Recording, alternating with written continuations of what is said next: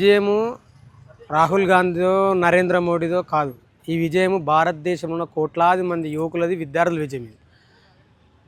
అసలు ప్రతిపక్ష పాత్రలు ఉన్న కాంగ్రెస్ పార్టీ మొన్నొచ్చింది కదా, నిన్నగాక మొన్నొచ్చి రాహుల్ గాంధీ మాట్లాడిన తప్ప అంతకుముందు మాట్లాడలే. అంతకుముందుకు వీళ్ళందరూ కూడా ఏమనుకురంటే ఇది పుబ్బల పుట్టింది తుప్పల పోతా అన్నట్టు కోణంలో చూసారు తప్ప, కానీ లక్షలాది మంది యువకులు విద్యార్థులు రోడ్ల మీదకి వచ్చి ఒక నిరంకుశుడైన ఒక నరేంద్ర మోడీని గద్దె దింపాలని చెప్పి పోరాటం చేసి, అందులో భాగంగానే ఒక నరేంద్ర మోడీ ఈరోజు మన ధర్మేంద్ర ప్రధాన్ దిగిపోయాడు. రేపు ఖచ్చితంగా భవిష్యత్తులో మన నరేంద్ర మోడీ కూడా దిగిపోతాడు. నరేంద్ర మోడీ దిగిపోయేంత వరకు కూడా ఖచ్చితంగా ఈ పోరాటం మేము కొనసాగిస్తాము. ఇది కేవలం ఇప్పుడు ప్రారంభమైంది. ఇక మోడీ రేపు ఇంకా తట్టుకోవాల్సి ఉంటుంది. ఆయన ఏదో మన ఏది ఇన్స్టాగ్రామ్లో పెట్టి హాయ్ డియర్ మై ఫ్రెండ్స్ అంటారు. అసలు మోడీకి ఫ్రెండ్స్ అంటున్నాడు. ఆయనకు అర్థం కాని విషయం ఏంటంటే ఆయన ఫ్రెండ్స్ ఇద్దరే కదా, అదాని అంబానీ, మూడో ఫ్రెండ్ ట్రంప్. ఈ మధ్య ఒక ఆమె కెన్యా దేశం, ఆమె ఒక ఆమె వచ్చింది. నలుగురు ఫ్రెండ్స్ తప్ప మేమెట్ట ఫ్రెండ్స్ అవుతాము? ఆయన కూడా 75 ఏళ్ళు దాటిండు, రేపు అయితే పాడెక్కుతాడు. ఆయనకు మాకేం ఫ్రెండ్స్? మరి ఇన్ని రోజులు మేము గుర్తురాలేదా? కేంద్ర ప్రభుత్వం మెట్టు దిగింది అనుకోవాలా, లేకపోతే ముందుగానే మేల్కొని ప్రమాదం నుంచి తప్పించుకొని రెండు రకాలు కూడా అనుకోవచ్చు. డెఫినెట్లీ మెట్టు దిగింది. అంటే 12 సంవత్సరాల ఈ ప్రభుత్వ అధికారంలో ఉన్నప్పుడు స్టూడెంట్స్ అంటే దేశంలో చాలా ఉద్యమాలు జరిగాయి, చాలా సమస్యలు వచ్చాయి, కానీ స్టూడెంట్స్ ఇంత నిరంతర పోరాటం చేయడం వల్ల ప్రభుత్వం డెఫినెట్లీ దిగొచ్చింది. ఇది ఖచ్చితంగా విద్యార్థుల విషయమే. కాకపోతే ఇంతటితో ఇది చాలా చిన్న విషయం. నీట్ పేపర్ లీక్ అనేది ఒక లక్షణం మాత్రమే. అది రోగం అనేది పేపర్ లీక్ అదొక్కటే కాదు. ఇది దీనికంటే పెద్ద రోగం ఏంది అని అంటే నీట్ ఎగ్జామ్ అనేదే అసలు స్ట్రక్చరల్ ఇట్ ఈస్ ప్రాబ్లమేటిక్. ఇప్పుడు పేద విద్యార్థులు, గ్రామీణ ప్రాంతాల్లో ఉన్న విద్యార్థులకు నీట్ ఎగ్జామ్లో చాలా డిసడ్వాంటేజ్ ఉంటుంది. సిబిఎస్ఈ సిలబస్కు అనుగుణంగా ఉంటుంది. ఈ కోచింగ్ చూడట్లానే ఉంటాయి. ఇప్పుడు ఇక్కడ ఫోటోలో మీరు చూసుకున్న అమ్మాయి అయితే తమిళనాడులో డాక్టర్ అనిత గారు, ఈమెకు స్టేట్ ఎగ్జామ్లో 90% కన్నా ఎక్కువ మార్కులు వస్తాయి, నీట్లో చాలా తక్కువ మార్కులు వస్తాయి. దానివల్ల ఈమె మెడికల్ సీట్ రాదు. అందుకని సుప్రీంకోర్టు కూడా వెళ్తారు, కానీ ఈమె కేసు ఆమె చెల్లదు. దీనివల్ల ఇప్పుడు నీట్ అనేది ఫండమెంటల్లీ గ్రామీణ ప్రాంతాల్లో స్టేట్ బోర్డులో చదువుకునే పిల్లలకు, ప్రభుత్వ పాఠశాలలో చదివిన పిల్లలకు, గిరిజన పిల్లలకు, దళిత పిల్లలకు, ఓబీసీ పిల్లలకు చాలా చాలా అన్యాయం చేస్తుంది. కాబట్టి ఇది కేవలం లక్షణం, ఇది స్టార్టింగ్. దీంతోపాటు ఇంకా మన విద్యారంగం మీద విద్యార్థులు యువత పోరాటం ఉంటుందా, లేక మిగతా రంగాల గురించి కూడా ఆలోచిస్తారు? విద్యారంగం మొట్టమొదటికి చాలా చాలా ముఖ్యమైన విషయం ఏంటంటే దేశంలో విద్య అనేది చాలా నెగ్లెక్ట్ చేయబడుతుంది. బడ్జెట్ విషయంలో కానీ పర్టికులర్లీ ఇది నీట్ గురించి మనం మాట్లాడుతున్నాం. ఇంకా ప్రాథమిక విద్య గురించి మాట్లాడాల్సిన అవసరం ఉంది. తర్వాత గ్రామీణ ప్రాంతంలో విద్య గురించి మాట్లాడాల్సి ఉంది. దాంతోపాటు అన్ని విషయాలు కూడా, హెల్త్ విషయంలో కూడా చాలా సమస్యలు ఉన్నాయి. వాటన్నింటికి కూడా యువత మాట్లాడుతుంది. డెఫినెట్ ఖచ్చితంగా అన్ని విషయాల్లో మాట్లాడుతుంది. కానీ ఇది మొట్టమొదటిగా మనం మాట్లాడుతున్న విషయం. చాలా ఆనందం. విద్యార్థులు ఇంత బలంగా ముందుకు వచ్చి ఇంత స్ట్రాంగ్గా కొట్లాడడం, గెలవడం అనేది చాలా చాలా సంతోషం. ఖచ్చితంగా ఇది కేవలం విజయమే కాదు, ఇది స్టూడెంట్ పవర్ అని మరొకసారి మా విద్యార్థులు అందరూ కలిసి ఈరోజు చూపించినారు. ఏదో మమ్మల్ని ఏదో చీడ పురుగులక తీసేసి మమ్మల్ని ఏదో బొద్దింకలు అంటే, ఈరోజు బొద్దింకలు తలుచుకుంటే ఏం చేస్తుందో అనేది ఈరోజు ఒక ప్రభుత్వంకి బొద్దింకల పవర్ ఏందో చూపించినారు. ఏదో ఆషామాషిగా వీళ్ళు బొద్దింకలే వీళ్ళతోని ఏమవుతుంది, ఒక ఇద్దరిని ఇట్లా తీసేయచ్చు, వీళ్ళతో పని కాదు అనుకున్నారు. కానీ ఈరోజు వణుకు పుడుతుంది. చలి చీమలు కలిస్తే ఒక పామునే చంపేస్తాయి. అట్లాంటిది ఈరోజు ఈ సామెతకి ప్రూవ్ చేసింది. ఈరోజు విద్యార్థులు అందరం కలిసి ఈరోజు ప్రూవ్ చేసుకున్నాం. ఖచ్చితంగా మళ్ళీ ఇంకోసారి విద్యార్థులతో పెట్టుకోవాలంటే ఏమవుతుందో మళ్ళీ ఈ అంటే ఈ ప్రొటెస్టులతోని దీంతోనే మీకు అర్థమైపోయి ఉండొచ్చు ప్రభుత్వాలకి. ఇంకోసారి విద్యార్థులని బై మిస్టేక్ కూడా చిన్న చూపు చూడొద్దని ఈరోజు మేము సీజేపీ అని కాదు, సీజేపీ దీని స్టార్టింగ్. ఏదైతే మనకు ఇక్కడ విద్యార్థులకు అన్యాయం జరిగిందో వాళ్ళకి మొదలుగా సీజేపీ మొదలుపెట్టింది ఈ కార్యక్రమము. దాన్ని వెంబడ ప్రతి భారతదేశంలో ఉన్నంత విద్యార్థులంతా, మరి ఎవరైతే మన సోషల్ యాక్టివిస్ట్ సోనం సార్ ఉన్నారో దీన్ని చాలా బలంగా ముందుకు తీసుకుపోవడం జరిగింది. ఈరోజు భారతదేశం మొత్తం ధర్నా జరుగుతున్నది, అంటే సెలబ్రేషన్ జరుగుతున్నది. అభిజిత్ దీప్కే గారికి, మరి అదేవిధంగా సోనం సార్ గారికి చాలా బిగ్ థ్యాంక్ఫుల్ చెప్పాలి.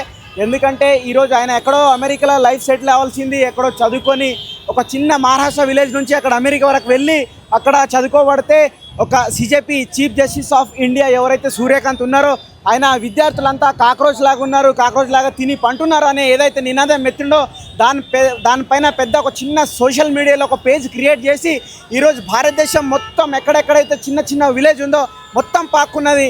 కాబట్టి ఇది విద్యార్థులది, భారతదేశంలో ఉన్న ప్రతి విద్యార్థికి ఇది విజయం అంకితం చేస్తున్నాం మనము. మీరు గెలిచిరా బీజేపీని ఓడగొట్టినా? బీజేపీని ఓడగొట్టినాం. ఇంకా ముందుంది ముసళ్ళ పండగ.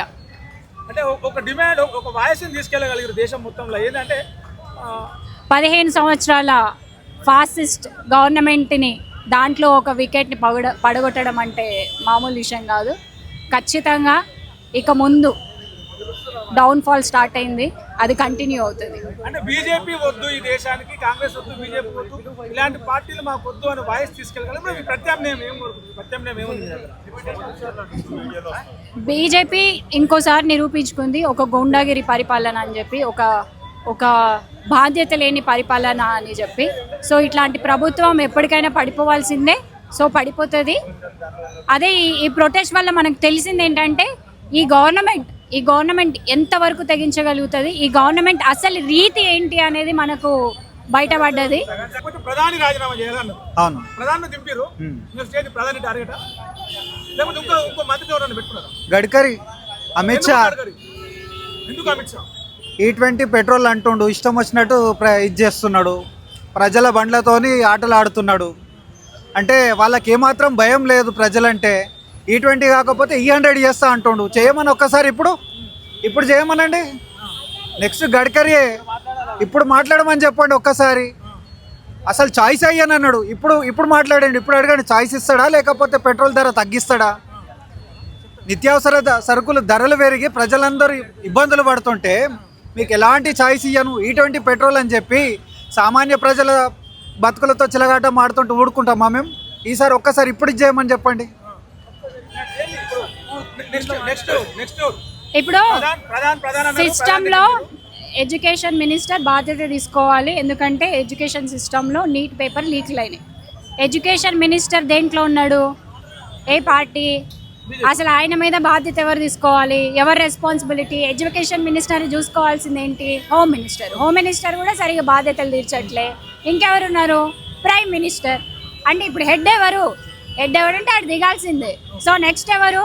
అది ప్రజలు ఆలోచిస్తారు. స్టూడెంట్స్, జంజీ ప్రజలు, విద్యార్థి ఉద్యమకారులు, ఈ అంబేద్కరిస్టులు, పూలేయిస్టులు వీళ్ళందరూ కోరుకుంటుంది ఏంటంటే భారతదేశానికి కొత్త రకమైన ప్రభుత్వం కావాలి.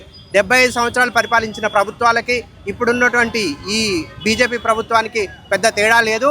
మొత్తానికి డెమోక్రసీని బలంగా వినిపించేటువంటి ప్రభుత్వం కావాలనుకుంటారు. ఆ డెమోక్రసీ కోసమే ఈ విద్యార్థులు పోరాడుతున్నారు. నీట్ పేపర్ లీక్ను ఆపడం కోసమైనా ఏదానికైనా కూడా డెమోక్రసీ నిలబడాలనేది వీళ్ళ ముఖ్య ఉద్దేశం. ఆ డెమోక్రసీ వచ్చేది ఏ యువత అయినా సరే, ఏ ప్లాట్ఫామ్ అయినా అదే ముందుకు వస్తుంది, అదే గెలుస్తుంది తప్ప వేరే మతతత్వ పార్టీలు కాదు. ఇప్పుడున్నటువంటి న్యాచురల్గా నడుస్తున్నటువంటి ఇంత సాధారణ పార్టీలకు ఇప్పుడు జీవితం లేదని నేను అనుకుంటున్నా. మొదట ఈ విజయం విద్యార్థులది, విద్యార్థి యువతరాందే ఈ విజయం మొత్తం. ఇక దీనికి అనుబంధంగా అక్కడ ఢిల్లీలో కూర్చొని పోరాటం చేస్తున్న విద్యార్థులకి నీళ్ళు అందించిన వాళ్ళు ఉన్నారు, భోజనం అందించిన వాళ్ళు ఉన్నారు, బట్టలు అందించిన వాళ్ళు ఉన్నారు. వీళ్ళందరికీ కూడా చెందుతుంది. కానీ మొదటి క్రెడిట్ మాత్రం రాజీ పడకుండా, వెన్ను చూపకుండా 3 నెలలుగా విద్యార్థులు చేస్తున్న పోరాటం ఈ విజయం వారికి అంకితం చేస్తుంది. వాళ్ళు విద్యార్థులు కానే కాదు, ఈ దేశ పౌరులు కానే కాదు, పక్క దేశాల నుంచి వచ్చారు ఉగ్రవాదులు, తుప్పెత్తుకుడే గ్యాంగ్ అని చెప్పి రకరకాల కామెంట్లు చేసి చివరికి తలొత్తి రాజీనామా చేయని పరిస్థితి. సో దీన్ని ఎట్లా చూడొచ్చు? అంటే దీని మొత్తానికి మసిపూసి అంతా ట్రాప్ అని చెప్పే ప్రయత్నం చేసిన బీజేపీ ప్రయత్నం అంతా ఉత్తరే అయిపోయిందంట. నిజానికి ఇంత పెద్ద భారతదేశం కదా, ఎక్కడో దండకారణ్యము లోపల కర్రెగుట్టలో మావోయిస్టులు ఉన్నారని చెప్పేసి అక్కడికి వెళ్ళి వాళ్ళను పట్టుకోవడమో లేదా ఎన్కౌంటర్ చేయడమో చేశారు కదా. ఢిల్లీలో నీ చుట్టుపక్కల పార్లమెంట్ చుట్టుపక్కల ఉన్నోళ్ళు పాకిస్తాన్ వల్ల, ఉగ్రవాదుల, బంగ్లాదేశ్ వల్ల, అమెరికా వల్ల, చైనా వల్ల దొరకబట్టలేరా మీరు? కనుక అది తప్పుడు ప్రచారం చేసి ఉద్యమాన్ని నీరుగార్చాలని ప్రయత్నం చేసి ఫెయిల్ అయిపోయారు. అందుకే ఈ పిల్లలందరూ దేశభక్తులు, వాళ్ళు భారతీయులు, దేశాన్ని ప్రేమించే వాళ్ళు. నరేంద్ర మోడీ గారు దేశాన్ని ఎంత ప్రేమిస్తున్నాడో ఈ పిల్లలు కూడా అంత ప్రేమిస్తున్నారు. నరేంద్ర మోడీ గారి కన్నా ఎక్కువ ప్రేమిస్తున్నారు. ఎందుకంటే నరేంద్ర మోడీ గారికి ఇప్పుడు 75 ఏళ్ళు వచ్చాయి. ఈ పిల్లలు 20 ఏళ్ళ పిల్లలు, 18 ఏళ్ళ పిల్లలు, 15 ఏళ్ళ పిల్లలు, అంటే ఇంకా 70 ఏళ్ళు దేశాన్ని ప్రేమించగలిగిన శక్తిమంతులైన ఈ విద్యార్థులు కనుక దేశభక్తులు చేసిన పోరాటం, ఆ పోరాటం వలన విజయం సాధించడమే కాకుండా పోరాడి ఏదైనా చెయ్యగలము, ప్రభుత్వం ద్వారా సాధించుకోగలము అనే ఒక నమ్మకాన్ని ఈ యువతరం ఈ దేశానికి ఇచ్చింది.